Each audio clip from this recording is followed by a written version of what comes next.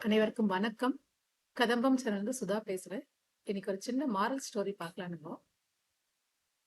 ஒரு மலை கிராமத்துல அருளோ அப்படிங்கிற ஒரு சிறுவன் வாழ்ந்து வந்தான். அந்த அருளோ வந்து பாத்தீங்கன்னா ரொம்ப ஏழ்மையானவன். ஆனா ரொம்ப நேர்மையானவனா இருக்கான்.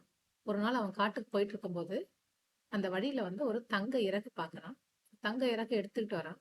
எடுத்துட்டு வந்து அந்த ஊர் பெரியவர்கிட்ட காமிக்கிறாரு என்னன்னு சொல்லிட்டு. அவர் சொல்றாரு, இது கிடைக்கிறது ரொம்ப அதிர்ஷ்டம் பண்ணியிருக்கணும். இது வந்து பீனிக்ஸ் பறவையோட ஒரு ரெக்கை இது.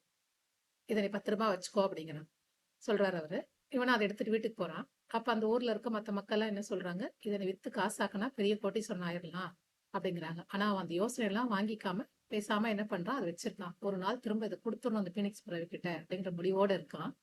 அப்ப திரும்ப ஒரு நாள் அவ அத எடுத்துட்டு அந்த காட்டு வழியா போகும்போது பீனிக்ஸ் பறவை எதிர்க்க வந்து நிக்குது. அதோட பிரம்மாண்டமான அந்த தங்க நிறத்த பார்க்கும்போது அவனுக்கு ரொம்ப வியப்பாயிடுது.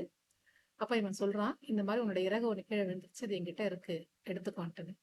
இந்த பீனிக்ஸ் பறவை இவனை பார்த்து ரொம்ப கண்கள்ல ஒரு பணிவோட சொல்லுது, "நீ இவ்ளோ ஏழ்மையிலும் ரொம்ப நேர்மையா இருக்க. அதனால நீ ஏதாவது கேளு வரமா, நான் குடுக்குறேன்" அப்படிங்குது. அப்ப அருளோ கேட்கிறான், "எனக்காக எதுவும் வேண்டாம். என்னோட கிராம மக்கள் எப்பவுமே பசி அப்படிங்கிற அந்த ஒரு விஷயம் இல்லாம இருக்கணும். பஞ்சம் இல்லாம இருக்கணும்." உடனே அது தன்னுடைய தங்க சிறகுகளை விரித்து ஒரு பிரார்த்தனை பண்ணுது. வானத்துல இருந்து தங்க மழையா பொழியுது விதைகள். அந்த விதைகள் என்ன ஆகுதுன்னா, மண்ணுல போய் புதையும் போது மழை பொழிஞ்ச உடனே அந்த இடத்துல நல்ல விளைச்சல் அதிகமாயிடுது. அந்த ஊர் மக்கள்லாம் அந்த விளைச்சலை வச்சு உணவு பஞ்சம் இல்லாம நீண்ட காலம் வாழறாங்க. இதுல இருந்து என்ன தெரியுதுன்னா, ஏழ்மையிலும் கூட தன்னலம் இல்லாம நேர்மையா இருக்கும்போது எப்பவுமே நன்மை உண்டாகும்.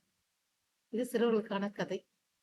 சிறுவர்களுக்கான கதை மட்டுமல்ல, இதுல இருக்க ஒரு நல்ல விஷயங்கள் நம்மளும் நம்ம வாழ்க்கையில எடுத்துக்கலாம். எப்பவுமே பரந்த உள்ளம் இருந்தா எல்லாமே நலமாகவும் சிறப்பாகவும் நடக்கும். இந்த கதை உங்களுக்கு ரொம்ப பிடிச்சிருக்கும்னு நினைக்கிறேன். இதோட பேரு தங்கச்சிறகு. நன்றி.